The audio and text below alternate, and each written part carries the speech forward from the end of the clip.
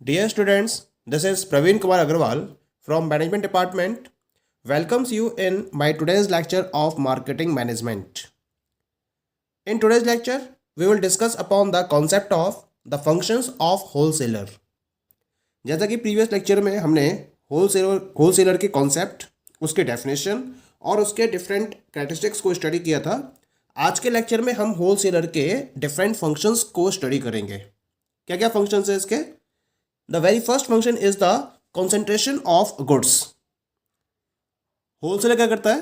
Wholesaler different variety of goods को collect करता है डिफरेंट मैन्युफैक्चरर्स से और रिटेलर्स की चॉइस के अकॉर्डिंग उसको वो स्मॉल लॉट्स में डिस्ट्रीब्यूट करता है. यानी कि कुल मिला के गुड्स का कॉन्सेंट्रेशन का फंक्शन परफॉर्म किया जाता है by the wholesaler. Second one is the dispersion of goods. He supplies the stored goods to various distribution channels and various retailers. यानी कि जितने भी गुड्स उसने कलेक्ट किए हैं उन सारे गुड्स को वो वेरियस डिस्ट्रीब्यूशन चैनल्स के मीडियम से वेरियस रिटेलर्स तक अवेलेबल कराता है, यानी कि डिस्पर्शन ऑफ गुड्स के फंक्शन को परफॉर्म करता है. Third one is the storing of goods. क्योंकि जो होलसेलर है वो लार्ज क्वांटिटी में गुड्स को परचेज करता है और इसको वो रिटेलर्स को स्मॉल क्वांटिटी में या स्मॉल लॉट्स में अवेलेबल कराता है. तो जो गुड्स हैं जिनको सप्लाई नहीं किया जा सकता तो उनको क्या किया जाता है? उनको स्टोर किया जाता है at the warehouses of the wholesaler. इसके लिए होलसेलर डिफरेंट टाइप के वेयर हाउसेज और गोडाउंस को फॉलो करता है डिफरेंट प्लेसेस पर और यहां ये अपने गुड्स को स्टोर करता है जिससे कि इनको प्रॉपर सेफ्टी प्रोवाइड किया जा सके और हर तरह के रिस्क को रिड्यूस किया जा सके. तो इसके लिए इसको स्टोरिंग ऑफ गुड्स के फंक्शन को भी परफॉर्म करना होता है. The fourth one is the financing. क्योंकि होलसेलर डायरेक्टली मैन्युफैक्चरर से गुड्स को परचेज करता है ऑन कैश पेमेंट. तो एक तरीके से ये प्रोड्यूसर के पॉइंट ऑफ व्यू से फाइनेंसिंग फंक्शन को भी परफॉर्म करता है. Clear?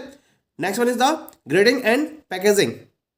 Wholesaler sorts out different types of product according to their quality and characteristics and also provide them a brand name and image. जब हम होलसेलर्स ब्रांड की बात कर रहे होते हैं तो उसके इसमें क्या करता है? जो होलसेलर है वो प्रोडक्ट्स को उनकी क्वालिटी के अकॉर्डिंग ग्रेडिंग प्रोवाइड करता है और फिर उसको फॉलो करते हुए अपना ब्रांड नेम और एक इमेज प्रोवाइड करता है जिसके बेसिस पर प्रोडक्ट को इजिली कस्टमर्स तक सेल किया जा सके. तो एक तरीके से ये ग्रेडिंग और पैकेजिंग के फंक्शन को भी परफॉर्म करता है. Next one is the transport facilities. Wholesaler को अगर रिटेलर्स तक गुड्स को अवेलेबल कराना है तो अपने गोडाउन से लेकर रिटेलर्स तक के लिए उसे क्या करना पड़ेगा? डिफरेंट टाइप की ट्रांसपोर्टेशन फैसिलिटीज को अरेंज करना होता है. Okay. Next function is risk taking. क्योंकि जो होलसेलर है वो मैन्युफैक्चरर से बल्क या लार्ज क्वांटिटीज में गुड्स को परचेज करता है और अपने गोडाउंस में उसको स्टोर करता है. तो इसी वजह से वो कॉस्ट ऑफ स्टोरेज को बियर करता है. थेफ्ट भी हो सकती है, डैमेज भी हो सकते हैं, स्पॉइलेज भी हो सकता है, गुड्स ऑब्सोलेशन भी हो सकते हैं. तो इन सारे रिस्क को उस पर्टिकुलर होलसेलर के द्वारा बियर किया जाता है. तो एक तरीके से वो क्या कर रहा है? He is taking a risk. Next one is the provides information. Wholesaler क्या करता है? मैन्युफैक्चरर को मार्केट के चेंजिंग ट्रेंड के बारे में प्रॉपर इंफॉर्मेशन अवेलेबल कराता है. जैसे कंज्यूमर्स का टेस्ट एंड प्रेफरेंस क्या है, फैशन क्या है, प्राइस में किस तरह से वेरिएशंस आ रहे हैं, कंज्यूमर्स की डिमांड में किस तरह से वेरिएशंस आ रहे हैं और भी बहुत सारे पॉइंट्स हो सकते हैं जिसके रिगार्डिंग डिफरेंट टाइप की इंफॉर्मेशन होलसेलर्स के द्वारा प्रोड्यूसर्स को अवेलेबल कराई जाती है. Okay. And the last one is the pricing policy. The price fixed by a manufacturer is generally on the basis on which the retailer determines the price to be charged from customers. यानी कुल मिला के जो wholesaler है वो particular price charge करता है या उस पर्टिकुलर प्राइस को बेस मानता है जो रिटेलर्स कस्टमर्स से प्राइस को चार्ज कर रहे होते हैं. क्योंकि वो क्या कर रहा है? वो तो मैन्युफैक्चरर से गुड्स को परचेस कर रहा है और रिटेलर्स को अवेलेबल करा रहा है. अब रिटेलर्स क्या कर रहे हैं? उसको एमआरपी पर सेल करते हैं. तो जो एमआरपी है उस एमआरपी को रिटेलर्स के पॉइंट ऑफ व्यू से डिटरमाइन किया जाता है बाय द होलसेलर. और इस तरह से होलसेलर और रिटेलर से डिफरेंट इंफॉर्मेशन को गेन करते हुए कंपनी अपने प्रोडक्ट के प्राइस को प्रॉपरली डिसाइड करती है. Okay. So these all are the functions which are performed by the wholesaler within the market. The next topic is classification of wholesaler. wholesaler को हम बेसिकली रीजनल, प्रोडक्ट और service के base पर classify कर सकते हैं. पहले हम बात करते हैं on the basis of the service rendered by the wholesaler. तो होलसेलर्स के द्वारा जो सर्विस प्रोवाइड की जाती है उनके बेसिस पर हम होलसेलर्स को 6 टाइप्स में डिवाइड कर सकते हैं. The first one is known as the manufacturer wholesaler. Manufacture of goods as well as their distribution directly to the retailers is the main function of the manufacturer wholesaler.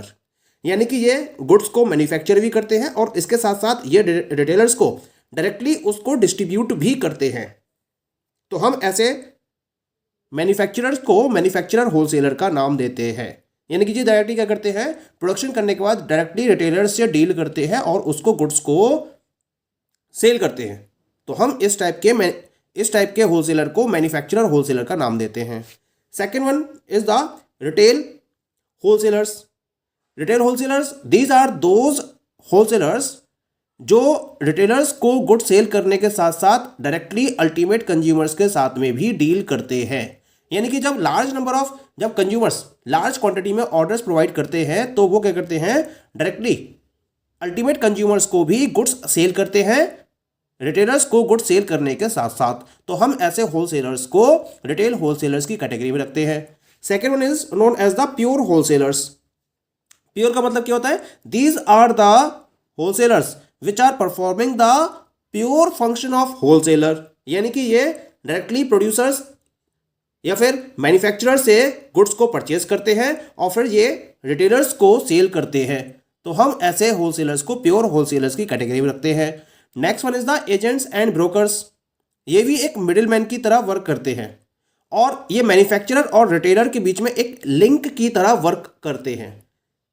Wholesalers तो goods को cell करता है, लेकिन ये जो agents होते हैं ये एजेंट्स प्रोड्यूसर के बिहाफ पर गुड्स को रिटेलर्स तक अवेलेबल कराते हैं in exchange for a commission. यानी कि पेमेंट कौन करेगा, रिटेलर्स ही पेमेंट करेंगे उसके लिए, लेकिन ये क्या करते हैं, गुड्स को उन पर्टिकुलर रिटेलर्स तक अवेलेबल कराने के लिए मैन्युफैक्चरर से एक कमीशन चार्ज करते हैं. ठीक है, तो हम ऐसे होलसेलर्स को एजेंट्स और ब्रोकर्स का नाम देते हैं. Next one is the assemblers. Assemblers क्या होते हैं, ये भी एक टाइप के मिडिलमैन होते हैं जिनका मेन काम क्या होता है, एग्रीकल्चरल जो प्रोडक्ट्स होते हैं उनकी मार्केटिंग करना. ये इनका मेन पर्पज होता है. क्या करते हैं ये, जितने भी स्मॉल फार्मर्स होते हैं एग्रीकल्चर प्रोडक्ट्स में, जो स्मॉल फार्मर्स होते हैं जो डिफरेंट विलेजेस में स्कैटर्ड होते हैं, तो डिफरेंट विलेजेस में ये जाते हैं और वहाँ से उनके प्रोडक्शन को परचेज करते हैं. जो भी उनकी स्मॉल क्रॉप्स हैं या स्मॉल क्वांटिटी में क्रॉप्स हैं उनको परचेज करते हैं और फिर जब इनके पास लार्ज क्वांटिटी कलेक्ट हो जाती है तो ये इस लार्ज क्वांटिटी को होलसेलर्स को या कमीशन एजेंट्स को या रिटेलर्स को सेल कर देते हैं. तो हम इस टाइप के होलसेलर्स को असेंबलर्स की कैटेगरी में रखते हैं. Okay, and the last one is the merchant wholesalers. ये जो होलसेलर्स है ये होलसेल के अलावा कोई और दूसरा बिजनेस नहीं करते हैं. ये क्या करते हैं, वेरियस मैन्युफैक्चरर्स हैं उनसे ये बल्क में गुड्स को परचेज करते हैं और फिर ये रिटेलर्स को सेल करते हैं. यानी कि ये भी लगभग प्योर होलसेलर्स की तरह परफॉर्म करते हैं डिफरेंट टाइप के मार्केटिंग फंक्शंस को. तो इस तरह से हम सर्विसेज रेंडर्ड के बेसिस पर होलसेलर्स को इन 6 टाइप्स में कैटेगराइज कर सकते हैं. अब हम बात करेंगे according to the specialization. Specialization के बेसिस पर यहां मैंने होलसेलर्स को 3 पार्ट में डिवाइड किया है. सबसे पहले आपके that is known as the general merchandise wholesalers, दूसरे हैं जनरल लाइन होलसेलर्स और तीसरे हैं स्पेशलिटी होलसेलर्स. पहले the first one is the general merchandise wholesalers. क्या काम होता है इनका, general merchandise wholesalers deal in a variety of goods. They do not deal in single line of products. यानी कि ये केवल सिंगल लाइन के प्रोडक्ट्स के साथ में डील नहीं करते हैं, बल्कि ये सेवरल टाइप के गुड्स को सेल करते हैं टू द रिटेलर्स. जैसे ये cloth, furniture, groceries, medicine, hardware, इस तरह से वैरायटी ऑफ गुड्स को ये परचेज करते हैं और रिटेलर्स को इसको सेल करते हैं. तो ऐसे होलसेलर्स को हम जनरल मर्केंटाइज होलसेलर्स की कैटेगरी में रखते हैं. Okay, second one is the general line wholesalers. ये क्या होते हैं, These wholesalers do not deal with a variety of products. They select a particular line such as groceries या फिर ड्रग्स या फिर इलेक्ट्रिकल अप्लायंसेज हो गई या टेक्सटाइल्स हो गई, या किसी भी एक पर्टिकुलर लाइन को सेलेक्ट करते हैं और उस लाइन के प्रोडक्ट में डील करते हैं, यानी कि उनको ये डिफरेंट प्रोड्यूसर से परचेज करते हैं और फिर ये रिटेलर्स को इन्हें अवेलेबल कराते हैं। तो इन्हें हम जनरल लाइन होलसेलर्स की कैटेगरी में रखते हैं, ठीक है। और इसमें थर्ड कैटेगरी है that is known as the specialty wholesalers. ये क्या होते हैं? These are the wholesalers that are having the specialization in limited items of goods, or you can say that single item। ये लिमिटेड आइटम्स में अपना specialisation रखते हैं या सिंगल आइटम में इनका स्पेशलाइजेशन होता है। ये कुल मिला के वेरिएशन ऑफ गुड्स को स्टॉक नहीं करते हैं, केवल क्या करते हैं, ये सिंगल प्रोडक्ट को सेलेक्ट करते हैं और उसी में डीलिंग को फॉलो करते हैं। जैसे अगर ग्रोसरीज में डील कर रहे हैं तो ग्रोसरीज में ये डिफरेंट टाइप के प्रोडक्ट्स को फॉलो नहीं करेंगे, बल्कि इसमें ये एक स्पेसिफिक कैटेगरी को सेलेक्ट कर लेंगे। जैसे या तो चाय में डील करेंगे, टी में, या फिर ये कॉफी में डील करेंगे। तो ये क्या हो गया? This is the category of the specialty wholesaler. Clear? And the last one is the according to the area of operation. Area of operation के बेसिस पर हम होलसेलर्स को यहाँ 4 पार्ट में डिवाइड कर सकते हैं।